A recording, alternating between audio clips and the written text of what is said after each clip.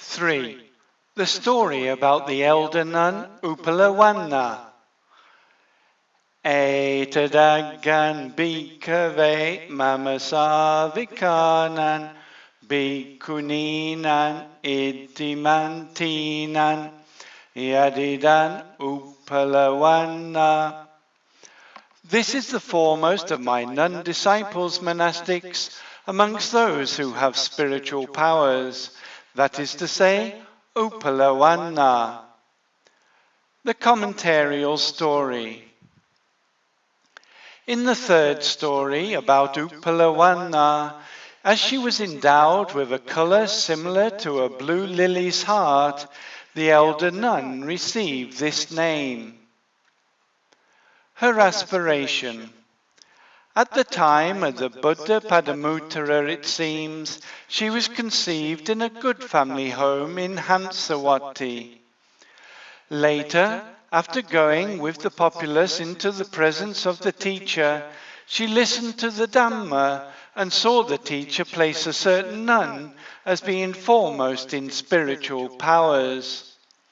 She then gave a great donation to the community of monastics with the Buddha at their head for 7 days and aspired for that position herself. Building a residence for Buddha Kassapa's monks.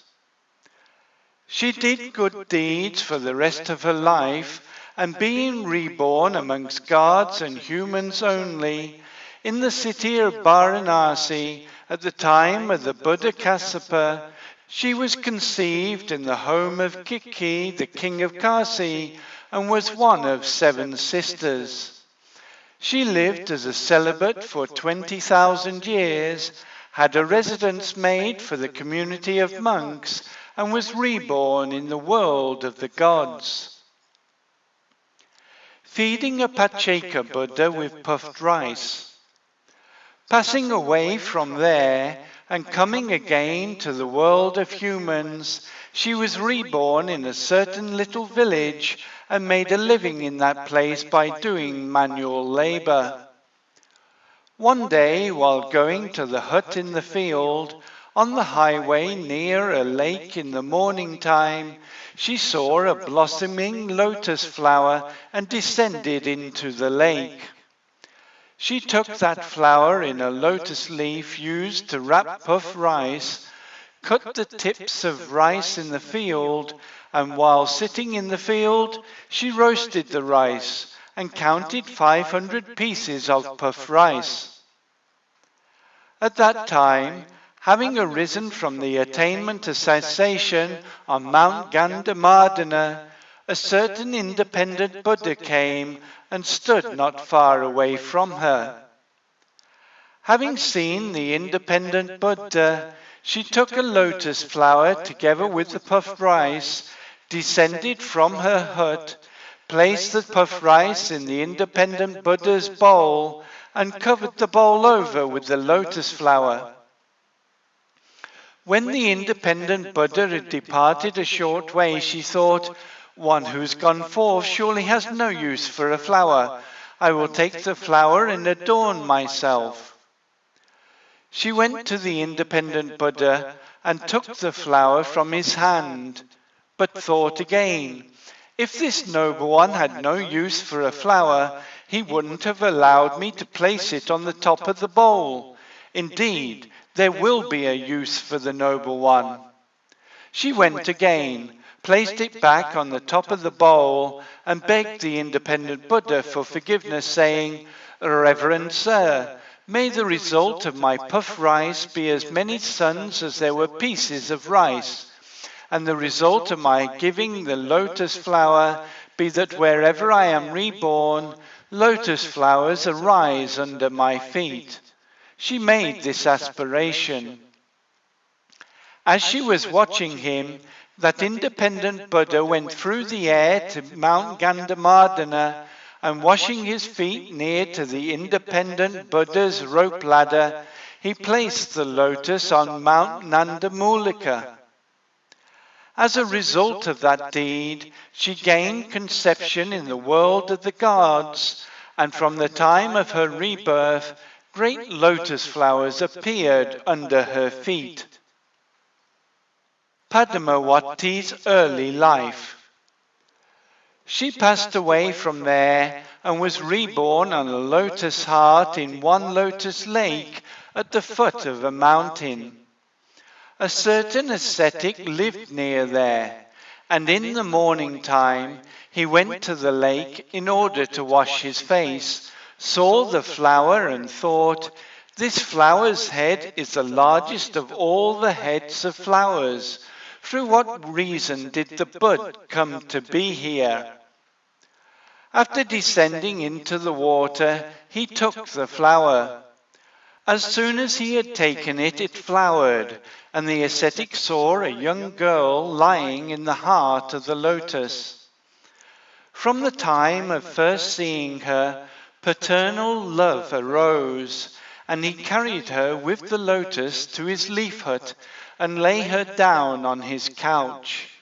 Through the power of her merit, milk sprung from his thumb. When that flower had faded, he brought a new flower and lay her in that. Then, from the time she began to play by running around here and there, at every step there arose a lotus flower, and the color of her body was like rays of saffron. Without having attained the radiance of a god, she nevertheless surpassed the radiance of a human. When her father had gone to gather various kinds of fruit, she remained behind in the leaf hut. Then one day, when she had reached maturity, her father went to gather various kinds of fruit, and a certain forester saw her and thought, "Amongst mankind there is none so beautiful as this. I will inquire about her." And he sat down looking for the coming of the ascetic. As her father was coming, she went out to meet him, took the carrying pole and water pot from his hand, and after he had come, while sitting, she showed him the duties she had done. Then the forester understood she was human, worshipped the ascetic and sat down. The ascetic invited the forester with forest roots and various kinds of fruits and water, and asked, "Good sir, will you stay in this place, or will you go?" "I will go, reverend sir. What will I do here?"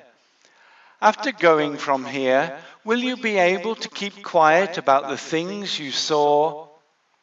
"If the noble one does not wish it, for what reason will I speak?" And after worshipping the ascetics, so as to recognize the path again when he returned, he went away making marks on the branches and on the trees. Padmavati's marriage to the king. After going to Varanasi, he saw the king, and the king asked, "Why have you come?" "God king, your forester has seen a wonderful treasure of a woman at the foot of a mountain and returned," and he told him all that had happened. The king heard his report and quickly went to the foot of the mountain and set up camp not far from that place. Then, together with the forester and the other men, after the ascetic had finished his meal duties, at a time when he was sitting, he went and worshipped him there, was received in a friendly manner, and sat down on one side. The king, after placing the requisite goods for one gone forth at the feet of the ascetic, said, "Reverend sir, what will we do in this place? Shall we go?" "Please go, great king." "Yes, I will go, reverend sir. But we have heard the noble one has the company of the opposite sex nearby, and this is unsuitable for those gone forth. Please let her go with me, reverend sir." People's minds are surely hard to please. How will she live in the midst of so many people? "Beginning from any time we please, I will place her in a position senior to the rest, and look after her, reverend sir."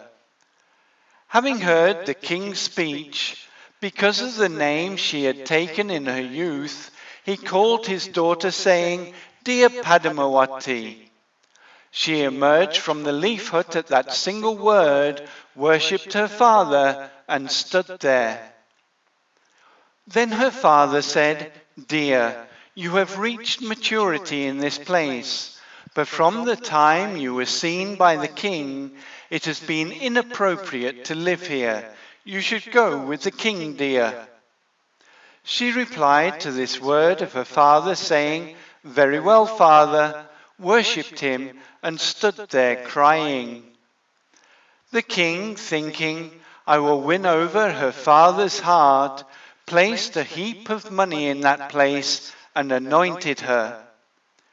Then, after taking her and leading her to the city, from the time they returned, without even looking at the rest of the women, he took delight with her alone. Padmavati's disgrace. Those women, being jealous by nature and desiring to break her close connection with the king, said this: "This is not one born of humans, great king. Where in the past did you see amongst humans that lotuses would arise in the place they were walking? Surely this is a demoness. You must drive her away, great king." The king listened to their speech, but was silent. Then, at another time, there was a border disturbance. Thinking Padmavati is advanced in pregnancy, he left her in the city and went to the border area. Then those women, having given a bribe to her nurse, said, "Remove her child as soon as it is born, and having smeared a log of wood with blood, place it near her." Not long after, Padmavati was delivered of her child. The prince Mahāparinibbānasuttaṁ alone dwelt in her womb. Another 499 sons were reborn from moisture after the boy Mahāparinibbāna exited his mother's womb and was laying there. Then, understanding I must act before she recovers her mindfulness, the nurse smeared a log of wood with blood, placed it near her, and signaled to those women. Those 500 women each took a child, employed nearby weavers, and had them bring baskets. Then each took her child, lay him down there, made a seal on the outside, and placed them aside. When Padmavati had recovered her senses, she asked her nurse, "What have I delivered, lady?" Menacing her, she said, "Where will your son be found?" Saying, "This is the child that exited from your womb," she placed the blood-smeared log of wood in front of her. Seeing that, Padmavati became depressed and said, "Having chopped it up, quickly remove it. If someone should see it, it would be a cause of shame." She listened to her speech as though wishing her well, chopped it up, and threw it on the fireplace. Returning from the border areas, the king waited outside the city for the auspicious time, made camp, and sat down. Then the 500 women went out to meet the king as he was coming and said, "You do not have faith in us, great king, as though we speak without reason. After calling your consort's nurse, ask whether your queen delivered a log of wood." The king, without properly investigating the reason, thinking she must be a non-human being, drove her from the house. With her departure from the palace, all the lotus flowers disappeared, and her skin lost its radiance. She went by herself along the middle of the street. Then a certain old and aged woman saw her, and maternal love arose, and she said, "Where are you going, lady?" I am a stranger roaming around looking for somewhere to live. She said, Come here, lady, and she gave her a place to live and served her food. As she was residing like this in that place, those 500 women, having one thought, said to the king, Great king, when you have gone to the camp, we said to the goddess of the Ganges, when our god king returns victorious from battle, we will make an oblation and hold water sports. This was our aspiration, and this matter, god king, we now make known. The king, being satisfied with their statement, went to the Ganges to sport in the water. All of them took their baskets, covered them over, went to the stream, wrapped up the baskets in order to disguise them, dropped them in the water, and sent the baskets off. All those baskets went off together and got caught in nets that had been fastened under the stream.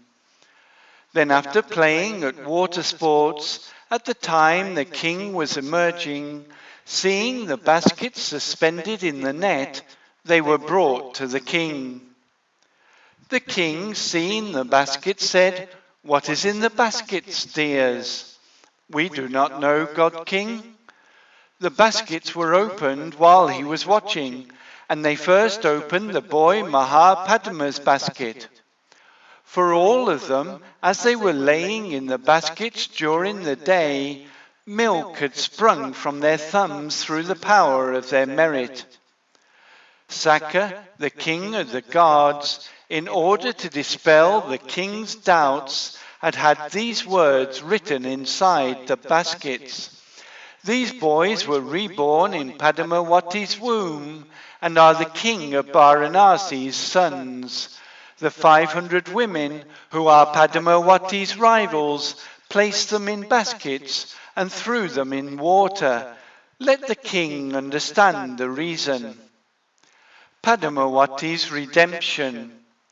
As soon as the baskets were opened, the king had the words read out, and seeing his sons, he raised up the boy Mahāparinibbāna and said, Quickly prepare the chariot, harness the horses. I will enter the city today and endear some of those women.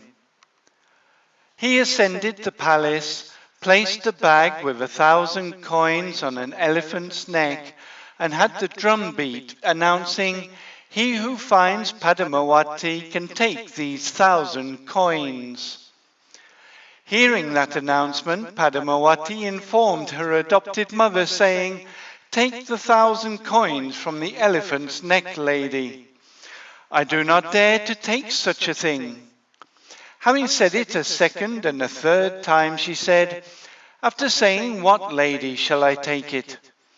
My daughter has found Queen Padmavati. After saying that, take it.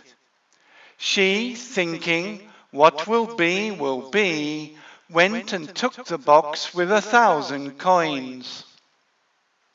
Then the men questioned her, Did you find Queen Padmavati, lady?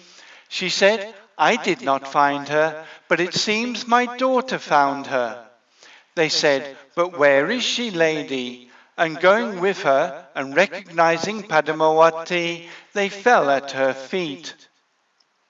At that time, understanding this is Queen Padmavati, she said, Indeed, a really serious thing was done to the woman, she being a consort to such a king, and she dwelt in such a place without protection. The king's men set up white curtains around Padmavati's residence, placed a guard at the door, and went and informed the king. The king sent a golden palanquin. She said, I will not go in this way. From my dwelling place all along the way and to the palace, spread noble and beautiful carpets made of cloth. Have canopies set up, adorned with golden stars above, and when all ornaments are sent for my adornment, I will go by foot. Thus the city folk will see my good fortune." The king said, "Do it according to Padmawati's pleasure." Then Padmawati was adorned with all ornaments, and saying, "I will go to the palace," proceeded along the path. Then at each place she stepped, after breaking through the noble and beautiful carpets made of cloth, lotus flowers arose. After she had shown off to the populace her good fortune, she ascended the palace, and by way of giving an allowance to the old lady for her expenses, had all those beautiful carpets given to her. The king had the 500 women summoned, and said, "After making these slaves, I give them to the queen." "Very good, great king. Please make known to the whole city your gift to me of these women." The king had the drum beat in the city, announcing, "After making these 500 treacherous women slaves, I have given them to Padmawati." Understanding their slavery has been seen by the whole city, she made a request of the king, saying, "I desire to give freedom to my slaves, God King." "As you wish, Queen." This being so, he summoned the drummer and said, "After those women were made slaves to Padmawati, she has given freedom to all 500 of them. Beat the drum and announce this." When they were given their freedom, she gave the 499 sons into their hands for bringing up, and took the boy Mahāparinibbāna herself. Padmawati's loss. Then later, when those boys had reached playing age, the king had various types of playgrounds made in the garden. When they were 16 years of age, they all came together, and while playing in the royal bathing pool covered with lotuses in the garden, having seen new lotuses blossoming and old lotuses falling from their stalks, they thought, "When even a thing such as this, which is not produced by previous deeds, undergoes decay, how much more then will our bodies be subject to the same destiny?" Grasping this meditation object, they all produced the knowledge characterizing the independent awakening, and after rising from there, sat down cross-legged in the heart of the lotuses. Then the king's men who had come with them, understanding that most of the day had passed, said, "Noble children, do you know the time?" They remained silent. Those men went to the king and informed him, "The princes, God King, are sitting in the hearts of the lotuses, and when we speak, they make no reply." The king said, "Allow them to sit as they wish." The whole night a guard was set, and they sat in this way in the hearts of the lotuses until dawn arose. The men approached on the following day and said, "Princes, do you know the time?" "We are not princes, we are now independent Buddhas." "Noble sirs, you are saying something very grave. Independent Buddhas are surely not like you are. They have hair and beard only up to 2 inches long, and on their bodies are fastened the 8 requisites." They stroked their heads with their right hands, and at the moment the signs of home life vanished, and the 8 requisites appeared on their bodies. As the populace was watching, they went through the air to Mount Nandamulika. Queen Padmawati thought, "After having so many children, I have become childless." Her heart was overcome by grief, and she died from this illness, and in a small village near the gate of the city of Rajagaha, she was reborn, and made a living in that place by doing manual labor. Feeding 500 Pacceka Buddhas. Later she went to a good family home, and while carrying rice porridge one day to her husband's field, in the midst of her children, she saw 8 independent Buddhas going through the air at the time they went for alms. And going quickly, she informed her husband, saying, "Look, noble sir, let us invite these independent Buddhas and feed them." He said, "These are birds who look like ascetics who are flying somewhere. They are not independent Buddhas." As they were talking, they descended to a spot not far away. That woman gave her own rice and other solid food to them herself on that day, and said, "Tomorrow 8 people can take my alms food." "Well said, laywoman, such is your hospitality. Let there be just 8 seats then." But seeing a great many independent Buddhas, your heart would be uplifted. On the following day she prepared 8 seats, arranged them with great respect for the 8 of them, and sat down. The independent Buddhas who were invited informed the rest, saying, "Sirs, without going anywhere else today, all of you show your regard for your mother." Hearing their words, they all came through the air together and appeared at the gate of their mother's house. Having seen a great many more than those whom she had perceived at first, and, without wavering, she ushered them all into the house and made them sit down on the seats. As they were sitting down in order, a further 8 seats appeared through supernatural power, and the 9th sat himself down on the nearest seat. As the seats increased, so did the house increase in size.